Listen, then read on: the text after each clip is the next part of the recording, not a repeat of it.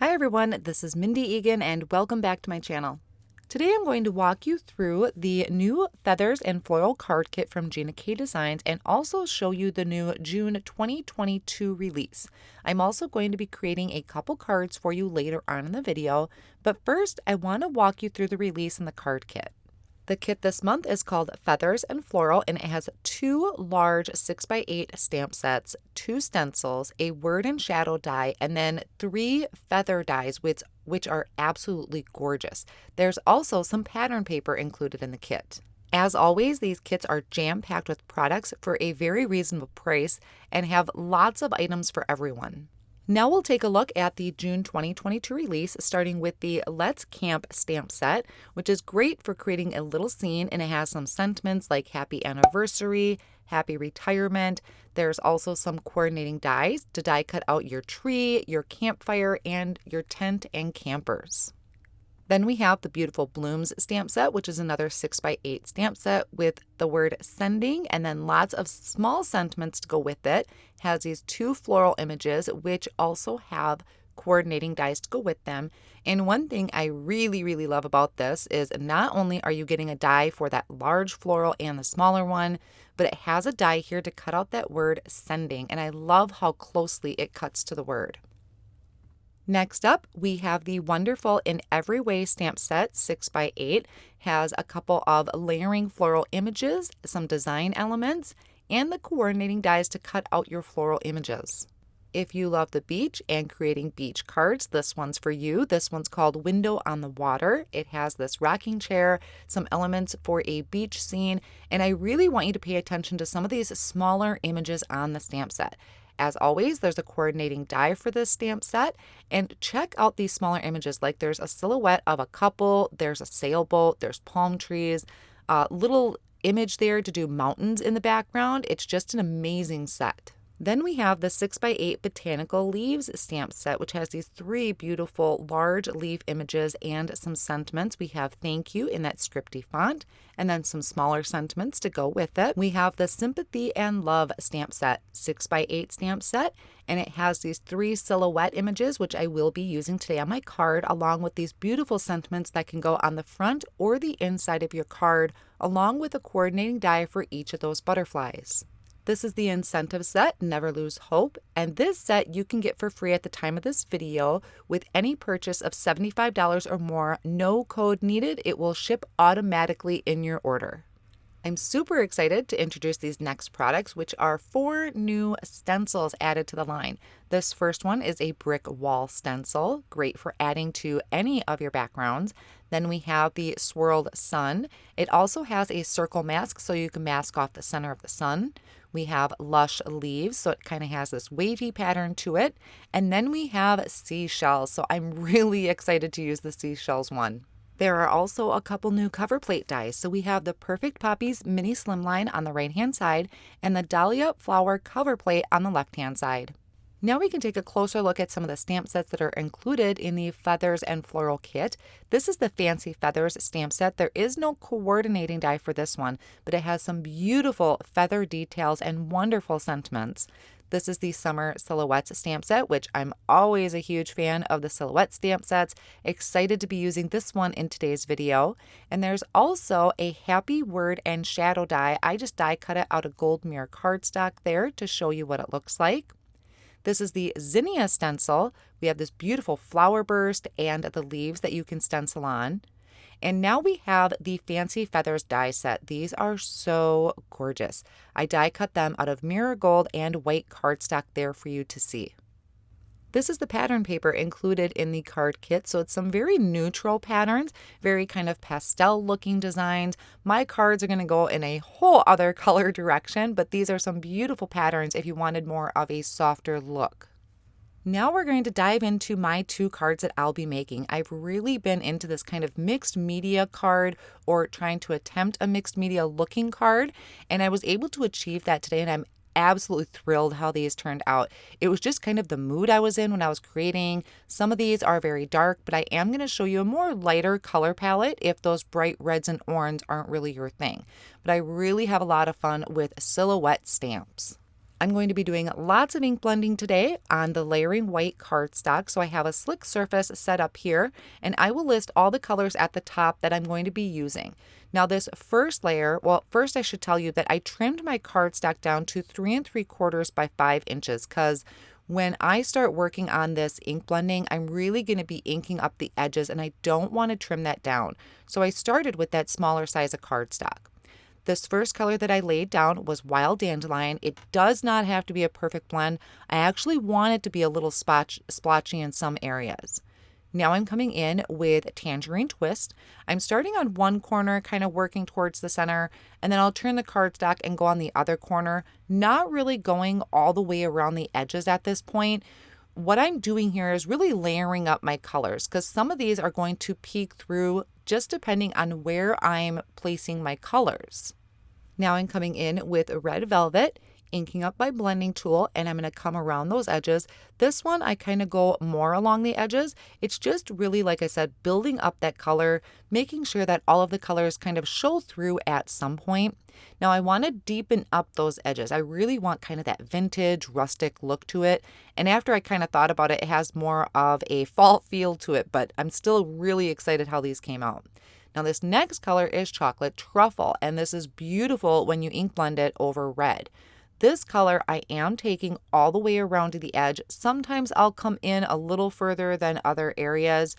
Like I said, this does not have to be perfect. I'm going into this not looking for perfection like I normally kind of would when I'm ink blending. I kind of want some imperfections in this background.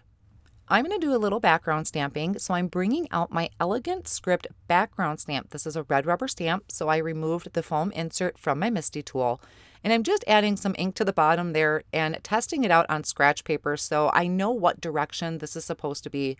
Now granted, after I stamp it, I could just flip my cardstock, but I just kind of like to start it out straight and in the right direction. So I cleaned my stamp off, wiped it down, make sure it's dry.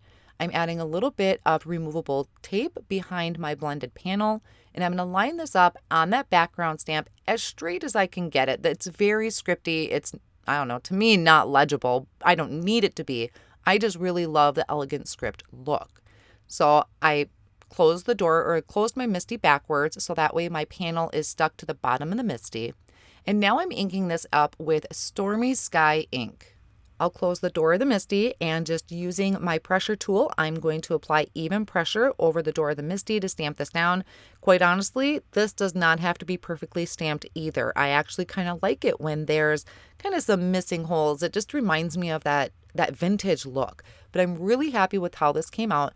The only thing is I don't want the edges to show as much script.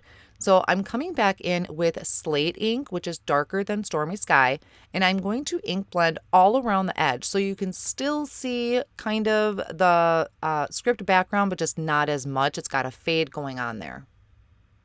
I'm bringing in the stamp set Never Lose Hope, which at the time of this video is the incentive set and will be available for purchase individually at a later time. I love the shape or the size of these butterflies. They just really fit perfectly on my panel. So once I kind of have them placed, I'm going to ink them up with Slate, which is the color I used before for my background, and stamp these down. Now I did condition them, which means I kind of ran my hand over them and rubbed off maybe anything left over from the manufacturer, which in turn gives me a beautiful stamped impression. Now I'm going to bring in the Summer Silhouettes stamp set from the kit and trying to figure out exactly where I want this to go. It's going to kind of tuck in the bottom corner there. So I flipped my Mistis so I could get this to fit. This feels very backwards to me, but it fit my stamp set really well. So I'm inking that up in the Slate ink as well and stamping that down.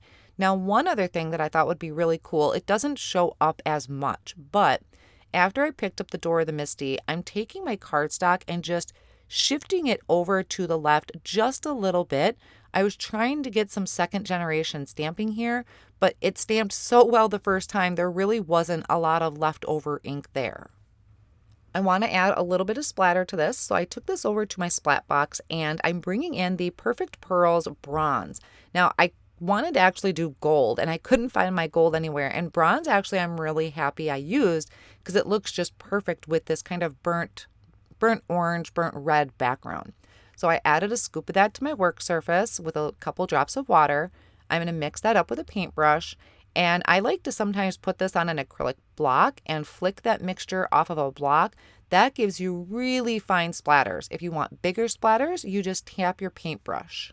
I'm going to do my sentiment off of the Beautiful Blooms stamp set. Like I said, I really loved that word sending and how it die cut out. Disregard the heat embossing on the right hand side. I tried to double heat emboss and it kind of fudged up a little bit, so disregard that. I have my black Onyx cardstock here that I'm prepping with an anti-static powder tool. I'm inking up my sentiments using the Watermark and Embossing ink. Just gently press down. You don't want to squish your sentiments and distort it. And then I'm sprinkling on gold embossing powder and then tapping off that excess and letting it fall back into the container. Then I can heat this up once my heat tool is really nice and hot. I'll buff away any excess powder using my Swiffer cloth, and then I trimmed off the part that I didn't need, and I can bring in those coordinating dies, hold those down with the best ever craft tape from Spellbinders, and I'm using one of the dies from the sentiment strips. You could just trim the smaller one out with your paper trimmer, but I really love those sentiment strips, and there's a great size variety. And then I'm just running these through my compact cutter. I just kind of have that sitting off on the side of my desk because it's so small, it's just nice and handy to have right there on my desk. I'm going to use Ivory Cardstock as my card panel, which is 4 1/4 by 5 1/2. And I have double-sided foam sheets that I trimmed down to just a little bit smaller than my front panel, which remember was 3 3/4 by 5 inches. And then I can remove the backing of that and line that up on my Ivory Cardstock panel. I went ahead and added my smaller sentiment with a tape runner, and for my word sending, I wanted to pop this up, but there are some really fine areas here, so I die cut it out a few times just from some plain black cardstock, and I can layer them together with my Connect glue that I have in my little mini glue tube, and then I can add that to the front of my card, just slightly overlapping that smaller sentiment strip. Now we're almost done with the card, but there are a few more things I want to add, and that is the new embellishments that Gina is releasing tonight. I am so excited for these. These are some halved pearl embellishments. She has some in the gold, silver, and black mix. There's a white pearl, and then there's this rainbow set. So check these out. They are so beautiful, and I'm really happy she's bringing these into the store. I really didn't need to add embellishments to my card, but I just really wanted to use these today. So I pulled out the mix that has the black, silver, and gold, and I'm going to add 3 of them, 3 of the gold ones below my sentiment and 3 above. It's a little harder to see the ones that are kind of in the wild dandelion area, but I still think they look beautiful, and I just love how this all turned out. Now, if these colors are not for you, I did create a second card that is bringing in some more, I'd say softer colors, but I still went a little dark. This time I'm bringing in some blues and purples, starting with lovely lavender. Now, I am going to go pretty quick through this card, but I wanted to show you the color combination. I'm walking through the exact same process that I did in the first card. That lovely lavender went across the whole card front. Then I'm coming in with wild lilac. And this panel is also trimmed down to 3 3/4 by 5 inches. I'm starting with that smaller size because I don't want to end up trimming off the edges, which is where I'm going to add the darkest colors. Now I have blue denim that I'm bringing in around the edges, and I just love that color that kind of gets in there when you mix blue denim with wild lilac. So just going around those edges, kind of bringing it into the center just a little bit once in a while. We can still see hints of the wild lilac and the lovely lavender. Kind of forgot there for a second. Now I have a slate that I'm deepening up those edges with. So there's a lot of contrast going on here. Now, once again, I'm going to bring this over to my Misti tool, and I'm going to stamp down that elegant script background stamp. I believe I stamped this in Stormy Sky. The Stormy Sky kind of has more of a blue-gray look to it. So I stamped that down, but it was almost too dark compared to my background. So I'm coming in around those edges again, and I apologize. This is either Stormy Sky or Slate. I have a feeling, yep, that was Slate. So I deepened up the edges with Slate.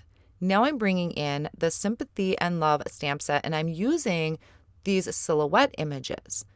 Now I started this one. I really wasn't happy at first with this. I was trying to bring in some more color. I stamped my images in wild lilac. I did not like how that looked. The purple seemed odd. So I stamped them again, same spot. I didn't move my cardstock. I stamped it in that blue denim. Did not like it, but I thought, well, let's just get my silhouette on here and see how this looks. So I brought in my Misti Corner and I'm going to stamp the silhouette. This is from the Summer Silhouettes stamp set. I lined it up at the bottom of the cardstock. Now, word to the wise, when your cardstock is still wet from ink and you place a clear stamp over it, you may rip it like I did here. You can see my papers on the stamp and I have a little rip there. I'm going with it. I like how this background is looking and I'm okay with those imperfections. So now I am stamping this in the Slate ink and I really loved the Slate. That one's just really stole my heart right now on these cards. So I decided to try and fix my butterflies. So I brought that stamp set back in and I'm lining those back up over the images and I'm stamping that down in the Slate ink. Now, once again, after I stamp these, I'm going to shift my cardstock just a little bit to try and create that second generation stamping look and give my butterflies a little bit of a halo. But again, so much of the ink came off. It was almost too good of a stamping because I really didn't get a second generation out of that. Now, because I have almost like 3 layers of ink going on with those butterflies, they're super dark, I'm going to bring in black Onyx ink and blend that around the edges. So even though this had some rocky areas to creating it, I am super happy with how this turned out. Now this time for some splatters, I'm going to bring in Confetti White, and I also found a purple. So this is Grape Fizz, I believe it is, and it's just a beautiful iridescent purple. So I added a couple drops of water. I'm going to flick this all over the background. I'm also going to do the Grape Fizz and flick that using my paintbrush, just tapping it. I didn't use the acrylic block this time. I just kind of had the bigger splatters. For a sentiment for this card, I am using the Happy Word and Shadow die, and that small sentiment birthday comes from the Summer Silhouettes stamp set.